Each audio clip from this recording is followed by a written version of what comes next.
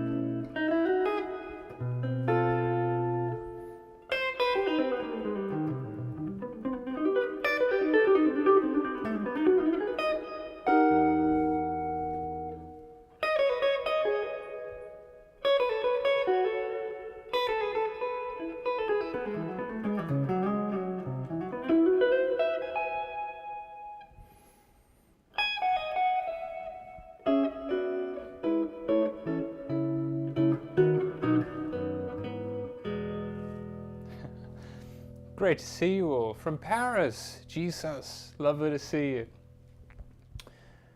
Hey, thanks for tuning in from Hacienda Heights, Los Angeles. Great to see you.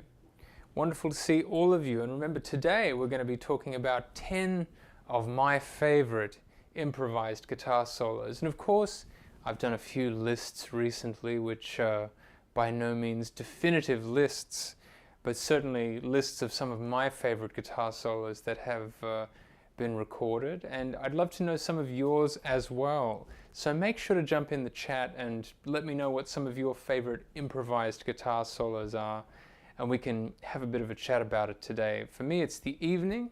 For some of you, it may be the morning. As you know, I'm in the United States, but I know that we have so many of you tuning in from all around the world, which is fantastic. So let me know where you are, and let me know some of your favorites as well, and I'll just play a little bit more for you while you all continue to join. And let me know if you can hear me okay as well.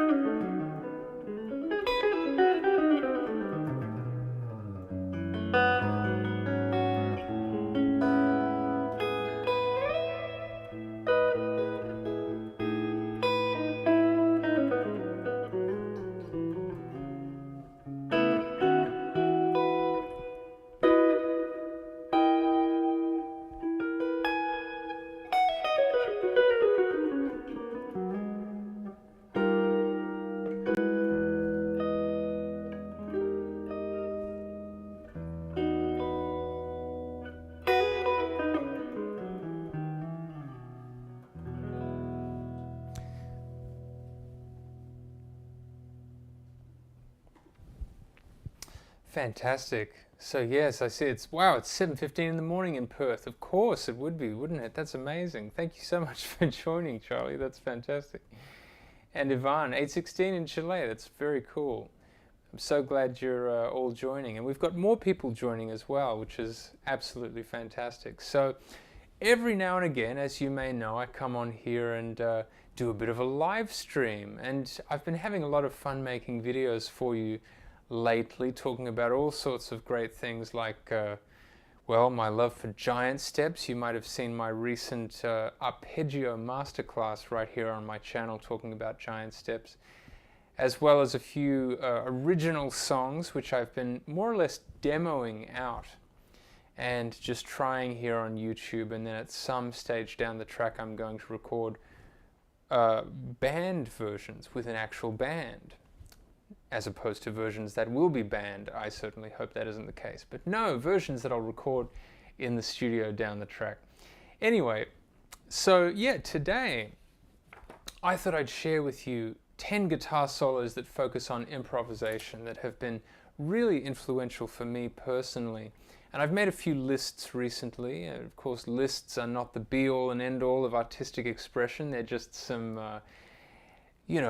instances where I can share some of my favorites with you, and the idea is maybe you can share some of your favorites with me as well.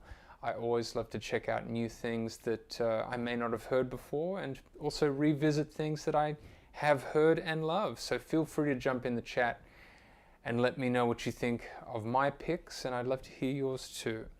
Now, before we do get started, if you are interested in checking out my masterclasses and bundle packages at bensguitarclub.com, we've got about 24 hours left on my 25% off promo, which you can use the code 25OFF at bensguitarclub.com. And particularly you can check out my bundle packages, including the BGC bundle, which you can pick up and get all of my mini lessons and masterclasses, as well as the Modern Soloing bundle, and of course the How to Practice bundle. You can get all of those at bensguitarclub.com, 25% off for 1 day left, and use the code 25OFF, and you can see that in the description and in the chat. So let's get into it. 10 improvised solos that I really enjoy listening to and have had a big impact on me, and the first of which, I've neglected to mention this guitarist in my recent videos, and I'm not quite sure why, so I'm going to rectify that today. And the way that we're going to do this is that I've picked 10 solos from 5 different guitar players, so 2 each, I suppose, to make a total of 10 solos. So let's start off with John Scofield, and one of my absolute favorite solos of his off his album Who's Who from 1979. And this is the very first track. It's called Looks Like Meringue. And as far as John Scofield's discography goes, it's possibly one of the more obscure solos. Maybe this album, Who's Who, is not one that people tend to know quite as much as some of the others. But it is really, I think, a gem, particularly in his earlier albums. Now, this track was recorded with the great Kenny Kirkland playing Rhodes and piano, sounding absolutely beautiful, Anthony Jackson on bass, and the great Steve Jordan on drums. So these guys were all very young at this time in 1979, but playing fantastically well. And I did a bit of background research on this album, and it's mostly that band for this record. They recorded this album at a studio that is long gone called the Platinum Factory, which was in Brooklyn. And as far as I'm aware, there weren't a lot of records made at studios in Brooklyn back in 1979. A lot of the recording took place at studios in Manhattan, but there's a little bit of trivia for you. But nonetheless, this album is really one of John Scofield's best albums, and an early work before he played with Miles Davis, and one that I really love. Yeah, Christopher, Who's Who is a classic. I think it's one of the best albums John Scofield has ever put out, and it's really one of my favorites. I'm glad you like it too. Hey, from Somerset, thanks so much for tuning in. Fantastic to see you. Anyone who's joining in, also make sure to let me know where you're watching from. I'd love to know. Fantastic. And also give the video a like so we can push it out to as many people as possible. Say hi to our moderator for the day, Vienna Lorraine. Hi, Vienna. Thanks for helping out with us. Let's go to our next improvised solo. And this is more of a solo performance with improvisation throughout. And this is from another one of my favorite guitarists, Ralph Towner. And Ralph is someone that I met many years ago now. I'm not sure that Ralph would necessarily remember me, but I met him a number of times in Melbourne when I was a teenager, and he came twice to play, which was a fantastic experience. But Ralph is just one of the most brilliant guitarists, pianists, composers, and certainly one of my favorites. And this would be Zoetrope from his album Solo Concert from 1980. Which has wonderful use of harmonics and the 12-string acoustic guitar, for which he is so famous for being a pioneer on as an improviser. So, yeah, definitely one of my absolute favorites, Zoetrope by Ralph Towner from his album Solo Concert, 1980. Hey, Jeffrey, thanks so much for tuning in from Philly. Great to see you. And Jonas, great to see you from Birmingham. Thanks so much for tuning in. Everyone who's joining me, make sure to let me know where you're tuning in from. It's fantastic to see you all. Really great. Next up on the list, and by the way, feel free to share some of your favorites as well. Hey Kevin, thanks for tuning in from Norway. Great to see you. Next up we have Wes Montgomery, and this is a very specific Wes Montgomery solo, which is not necessarily one that is talked about so much. It's slightly more obscure, but you can find it on Spotify, and I strongly suggest that you do. It's his solo on The Way You Look Tonight, Take 2, from his album Guitar on the Go. Now, Guitar on the Go was released in 1966, but it's comprised of recordings that Wes made between 1959 and 1963. And this particular track is an organ trio track with the great Melvin Ryan on organ and George Brown on drums. And this is Wes playing a really kind of medium up-tempo version of The Way You Look Tonight. And some of his most beautiful lines, you can really hear where someone like Pat Metheny might have gotten a bit of inspiration with some of his improvised lines when listening to this solo. I'm not certain if it's one that Pat would have listened to as a teenager, but certainly you can hear the melodic logic that no doubt influenced Pat a bit and influenced a lot of people, probably me too. I'm such a Wes fan, so definitely check that one out. The Way You Look Tonight, Take 2 by Wes Montgomery from the album Guitar on the Go. So what do we have here? Hey Jonas, can you have the list after the stream? Sure, yeah, let me see what I can do. Fantastic. Hey Junior 1230, thanks for tuning in from Texas. Great to see you. So now we have number 4 on the list, which is, I just mentioned Pat Metheny, and this is a solo by Pat Metheny, which would be off the album As Falls Wichita, So Falls Wichita Falls, which of course was a duo album by Pat and Lyle Mays, also featuring Nana Vasconcelos, which was his first recording with Pat Metheny and Lyle Mays before he became a fully fledged member of the Pat Metheny group on Off Ramp in '81. But this track is called It's For You. It's track 4 of As Falls Wichita, So Falls Wichita Falls. And you can hear that really unique approach that Pat has, I think, maybe at its very best, especially in his younger years, where he's got the combination of the melodic lines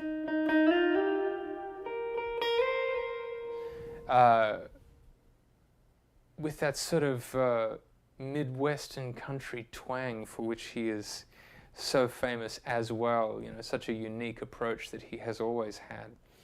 And there's something about that opening line, you know, which is just, I don't know, it's so natural, and it's something I've listened to so many times it almost makes you just feel at home listening to it. And for those of you who know this solo off the album As Falls Wichita, So Falls Wichita Falls, you'll know exactly what I'm talking about. All those beautiful melodic ideas that Pat would play of that time, very similar to the type of playing that you heard him exhibiting on Shadows and Light by Joni Mitchell the previous year in '79. But yeah, one of my absolute favorites, and that's one that certainly changed everything for me. So yes, that's number 4. Let's keep moving, and I'm going to look at some of your comments while we go so that we can all have a nice chat here, and make sure to share some of your favorites too. So what do we have here? Sarah Lopez, I'm afraid I don't know. Let me see. Wait a sec. I'm learning a lot, and I don't speak Spanish. I apologize for not being able to respond to your comment right in the moment, but I will do my best. But I think what she said was, I'm learning a lot with Tigo, and you are the best I've seen in a long time. God bless you a lot. Thank you so much. I really appreciate that. That's so kind. And what about Ben Unson's solo on Brad Miller featuring Sean Wayland? Arc is enough, 55 bar. Thank you, that's so kind. I'll tell you a funny story about that that gig after I've gotten through my list, but thank you so much for mentioning that. I really appreciate that. And once again, thank you all so much for tuning in. It's fantastic to have you all here. Make sure you jump in the chat and let me know some of your favorite solos. And Truth in Shredding, fantastic to see you here. Thank you for joining. Sean Lane, always fantastic to see Sean Lane's name mentioned here. A brilliant, brilliant guitar player. Thank you so much for mentioning it. So let's get to number 5 on my list, and then we're going to get to your recommendations furthermore. Number 5 on my list is by the great guitarist John Abercrombie, who, as you might know, is one of my absolute favorites. John Abercrombie sadly left us a few years ago now, but was someone that I got to meet a couple of times and was always very, very gracious, and a wonderful guitarist.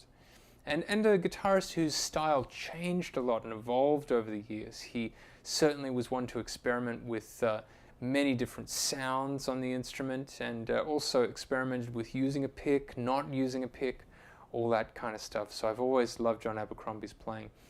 The most striking solo of his that has always had an impact on me is on a track called Silver Hollow.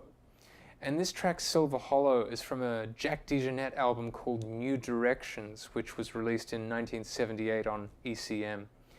And New Directions has a fascinating lineup.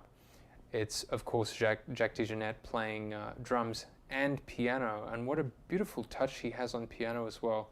We know Jack DeJohnette as a drummer primarily, of course, but a beautiful pianist and composer in his own right as well. Of course, John Abercrombie on guitar, Lester Bowie on trumpet, and Eddie Gomez on bass. Really amazing record, New Directions. You should check it out. But my favorite moment of John Abercrombie's on record. So as I mentioned earlier, I chose 5 guitarists and 2 solos from each of those 5 guitarists, giving us a total of 10. So next one, we're going to go back to John Scofield, who, as you know, is one of my absolute favorites. And we talked about Who's Who, his album from 1979 earlier, which has a slightly funkier inflection. It's definitely something that is utilizing a lot of contemporary harmony over grooves of the time, which I think is such a brilliant combination. Especially if you've heard the album, you'll know what I'm talking about. But in 1991, shifting gears almost entirely, there's an album called Grace Under Pressure. This time with Scofield, Bill Frisell, Charlie Hayden, and Joey Barron, which is a very cool lineup, a little reminiscent of Mark Johnson's Bass Desires. But this particular solo is on a track called You Bet, which is the first track And John's solo is so laid back and just locks in so perfectly with the sort of laid back rhythm section of Joey Barron and Charlie Haydn. And that to me was such an influential solo. One of the very first I ever transcribed. And plenty of blues ideas. I was thinking, am I going to play some of it? No. I'll leave you to listen to it, but absolutely. So yeah, next up, another one from Ralph Towner from his album Solo Concert, which my previous choice from Ralph Towner was also from Solo Concert. And the beautiful thing about these performances is that not only are they improvisational, but they're also solo guitar pieces where Ralph would take a sort of improvised solo somewhere in the middle of the piece, accompanying himself, of course, on guitar. And this particular one is Ralph's Piano Waltz, which is the second track off this album. And gee, if I'm not mistaken, it's actually composed by John Abercrombie. But anyway, one of Ralph Towner's finest moments, this time on the nylon string classical guitar. Number 8 on the list, another one from Wes Montgomery. My favorite, probably tied with the solo on The Way You Look Tonight. And this to me is one of Wes's most famously melodic solos. Really beautiful solo on Here's That Rainy Day from the album Bumpin' from 1965. And Wes, certainly from critics, has copped flack in the past for having the sort of grand string arrangements on his albums from that era. From the album Bumpin', of course Tequila, I think A Day in the Life. Bumpin' has beautiful string arrangements, from Don Sebesky. And this was Wes's first foray into having string arrangements on his records. And between Don Sebesky and Klaus Ogerman, who did Wes's final recordings with strings, I just love those albums. I think it's some of Wes's greatest playing, and I love that one. Here's That Rainy Day from Bumpin', 1965. All right, 2 to go. 8 down, 2 to go. Pat Metheny, another one from Pat, and this would be his solo on The Fields, the Sky from Travels in 1983. Now, the thing I love about this solo is that it's one of those classic sort of Pat Metheny tunes with such an emphasis on triads. And he takes 2 solos, more or less. I think that's one of the reasons I love this, but certainly we have an emphasis on G major, B flat over G, C over G, and then back to G. One of those classic Pat compositions of the era, but Pat goes into this fantastic strumming, which is the type of strumming you'd usually hear on an acoustic guitar, but he does it presumably on his Gibson ES-175, which was of course his main instrument of the time. And it's so effective, this driving rhythm on the electric guitar, and then he goes on to take a beautiful single note solo right after that. And the piece of music is not only evocative from the title itself and the sounds heard within the piece of music, but it's just also got a wonderful sense of forward motion all throughout. One of my favorites, really. And now for number 10, another one from John Abercrombie, and this is his solo on a beautiful ballad with Ralph Towner from the album 5 Years Later, and this is called Isla. It's the second track from 5 Years Later. And you hear some wonderful melodic moments from John Abercrombie on that track. So there we have it. So before I get to your comments, thank you all for joining me for my list of 10 today. I want to go through my list one more time if you want to go and check it out. Number 1 was Looks Like Meringue by John Scofield from Who's Who, 1979. Number 2 was Ralph Towner's Zoetrope from Solo Concert, 1980. Next up we had Wes Montgomery's solo on The Way You Look Tonight, Take 2 from Guitar on the Go, which sort of a a type of compilation album released in 1966. Next up we had Pat Metheny's famous solo on It's For You from the album As Falls Wichita, So Falls Wichita Falls. Number 5 was John Abercrombie's beautiful solo on Silver Hollow from the album New Directions by Jack DeJohnette, 1978. Next up we have John Scofield's solo on You Bet from his album Grace Under Pressure, 1991. Number 7 was Ralph Towner performing Ralph's Piano Waltz, also from Solo Concert. Number 8 was Here's That Rainy Day performed by Wes Montgomery from his album Bumpin'. Number 9 was Pat Metheny's solo on The Fields, The Sky from Travels. And number 10 was John Abercrombie's beautiful solo on Isla from the album 5 Years Later in 1982. And there you have it, 10 greatest improvised guitar solos. You tell me. Of course, no such thing as a definitive list when we're talking about creative expression. But certainly 10 of the greatest that I have heard and 10 that have had a huge impact on me. So now let's go to the chat and look at what some of your recommendations were. Jimmy Rosenberg, hey Josh, thanks so much for this. From his trio album, Chega de Saudade. That's a fantastic suggestion. I'm pretty sure I know this solo.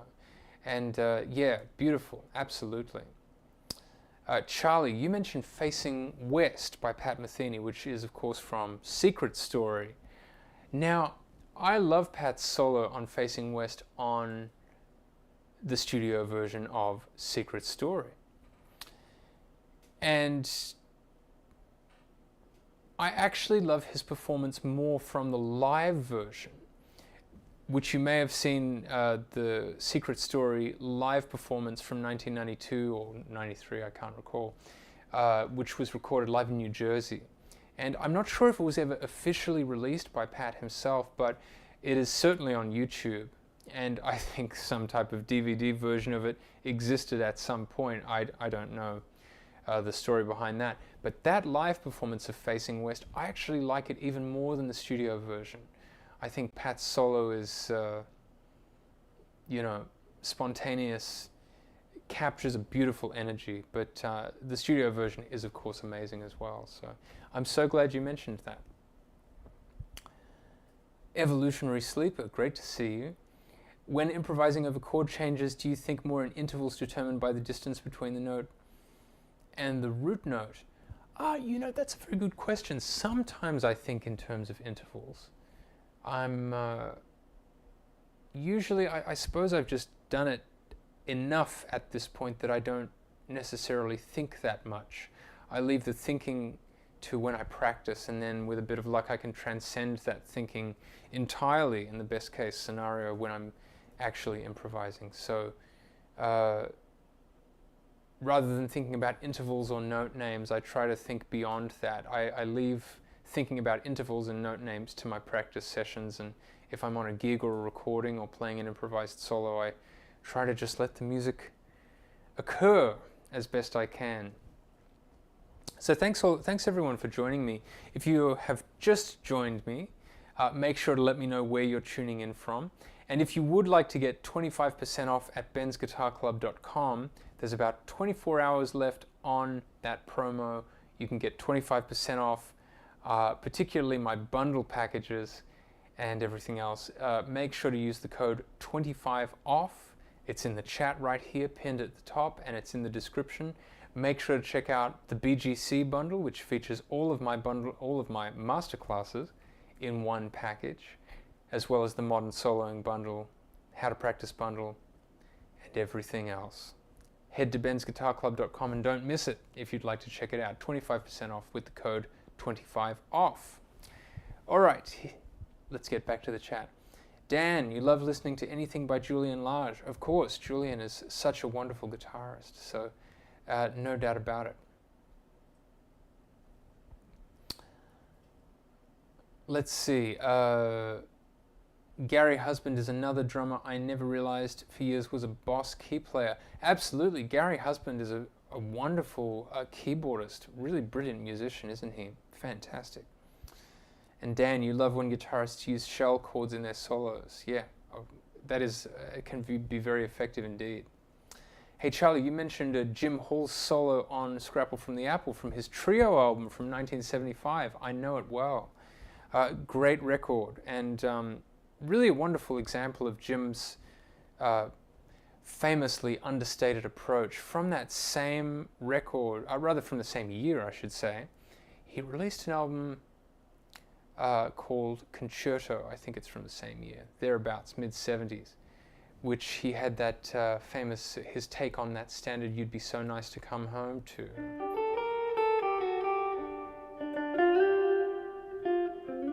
Something like that. But Jim's playing in the mid-70s there was just so beautiful.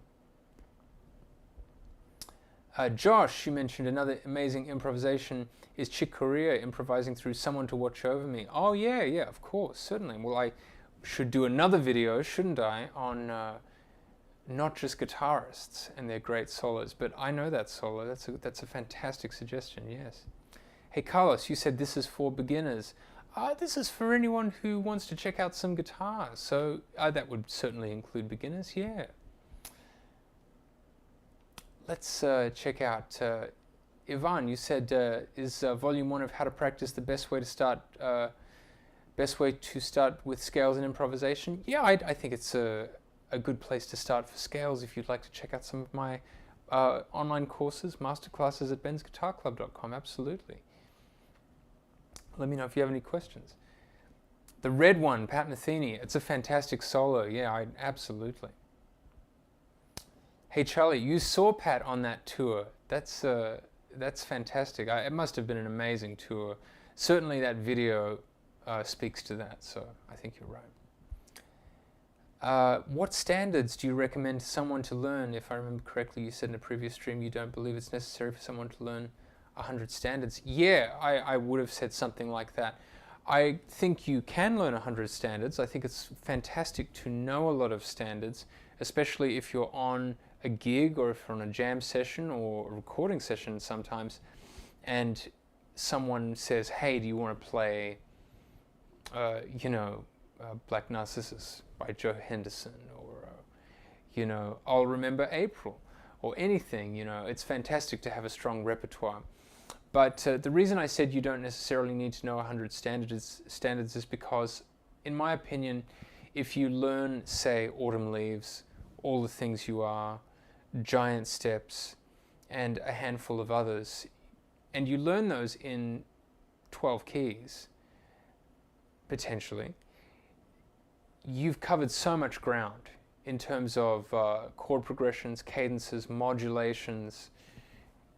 Those 3 pieces alone, and a handful of other ones, probably Body and Soul, you've covered just so much ground that you can then apply that knowledge in terms of understanding how harmony works to just about anything. So that would have been what I meant by that. So good question. Hey, Semo, you said, what's the funny story about my solo? You'd be talking about the solo at the 55 bar. The funny story, it's sort of amazing to me that solo has gotten known on YouTube. And I'm so glad that it has. That was a gig that I was asked to do by Brad Miller, great bass player, at relatively short notice because the 55 bar, when it was still around, I wish it was still around, 55 bar at that time was starting to do a late set. Now, for those of you who are not familiar with the 55 bar in New York City, before it closed down, it was typically an early act from about 7:30 to 10, and then the late show was 10 to about 12:30 at night. So this gig with Brad Miller that is now on YouTube forever was from the late set. So, man, I remember leaving my apartment at about, I left at 11 and got on the train, and I had an espresso before the gig because, man, I was tired. I was really tired. It had been a long day, and I think I'd been on a studio session earlier that day. I was very grateful to be out there playing, mind you, not a complaint, but I was just tired. So I remember rushing into Manhattan to do the gig.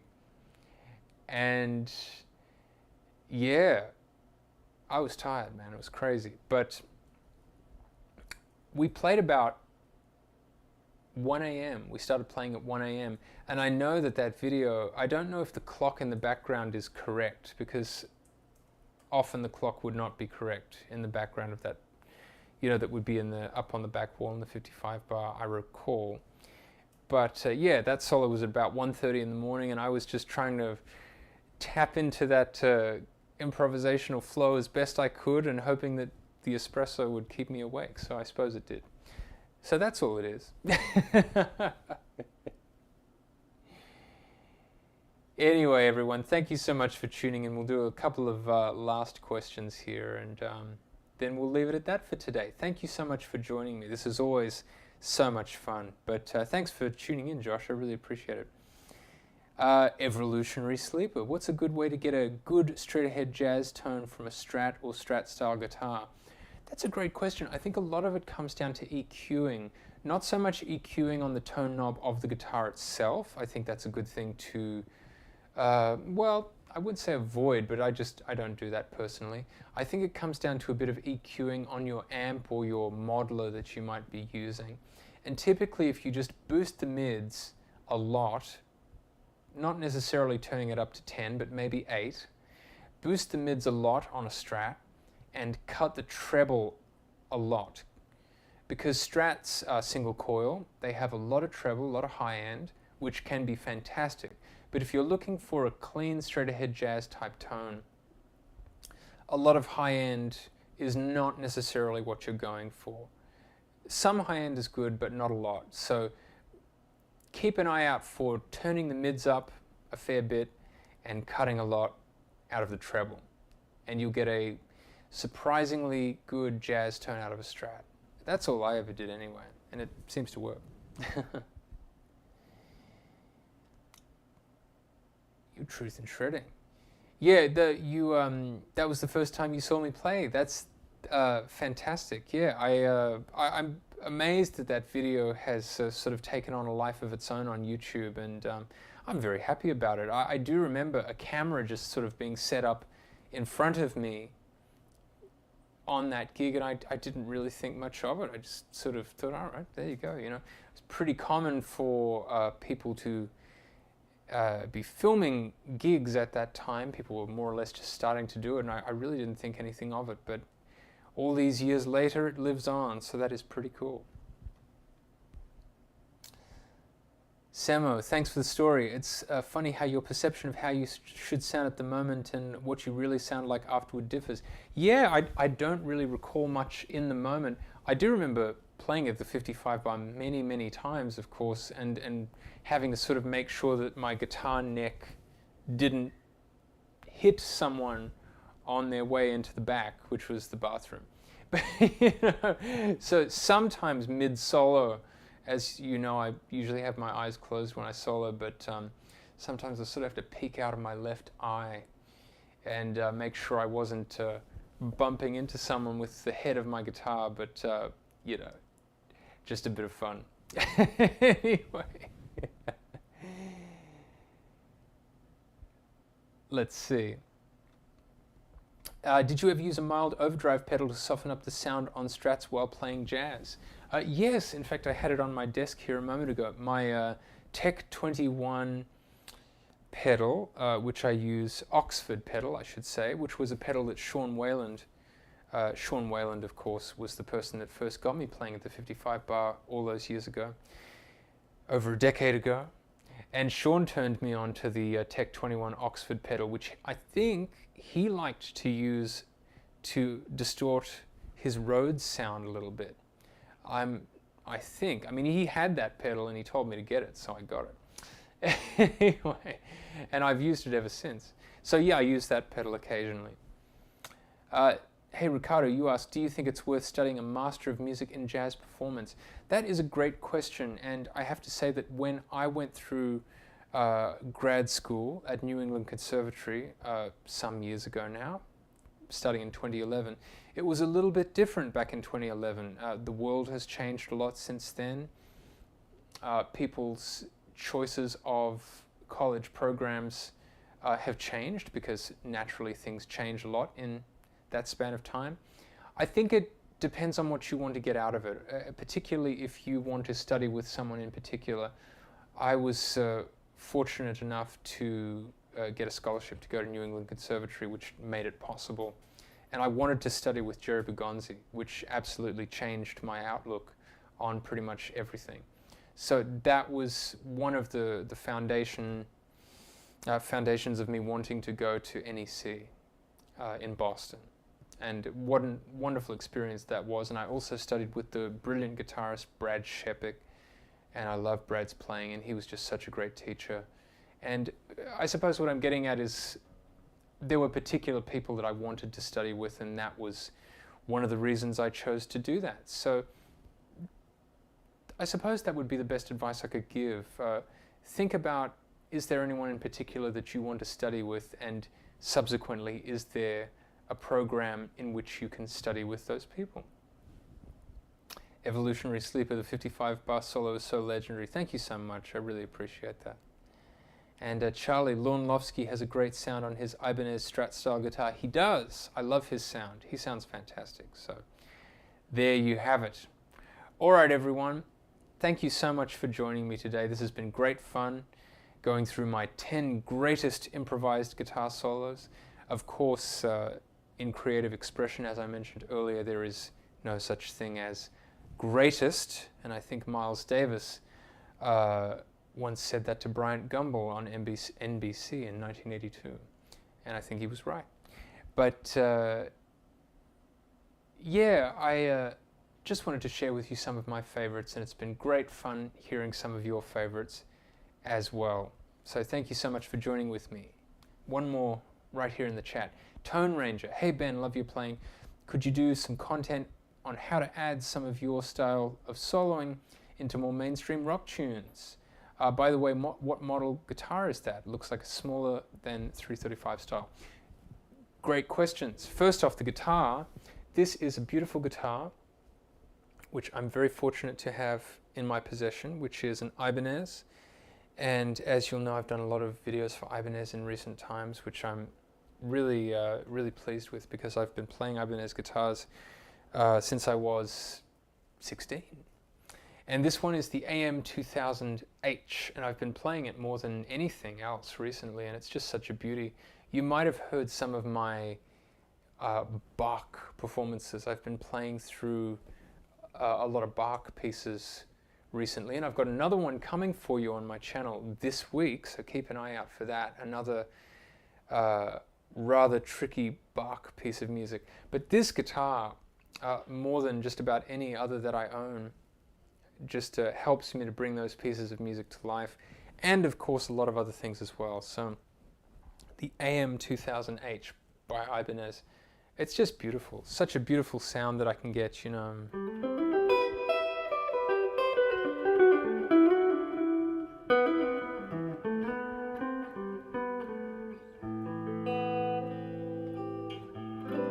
Beautiful sound. And the first part of your question was, could I make some content on how to add some of my style into more mainstream rock type music? Absolutely, that's a great idea. I'll do it.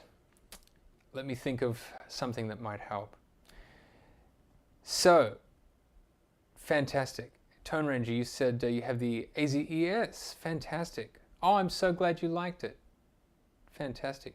You sent my Bach performance to Jason Becker. Oh, that's such an honor. Thank you so much for doing that. Jason is a legend. I'm so pleased to hear that. Thank you very much. All right, everyone. Let's leave it there for today. I hope you're having a wonderful evening, a wonderful night, or a wonderful morning, wherever you may be. This has been great fun, as always, joining you to discuss music, and I'm just so pleased that I'm able to talk about all of this stuff with you here on YouTube. As you can see, I've been building my YouTube channel, and all of you are the most significant part of that, because, well, without you I wouldn't have a channel. So thank you so much for joining me. It's always a blast. And yeah, hope you have a nice evening, a nice morning, wherever you may be. And finally, if you would like to check out my online courses and masterclasses and bundle packages at bensguitarclub.com, For about 24 hours left, you can get 25% off with the code 25OFF. And make sure to check out my bundle packages, including the BGC bundle. All right, everyone, always a pleasure, and thank you so much for tuning in. I will see you very soon. Take care, everyone, and keep on shredding.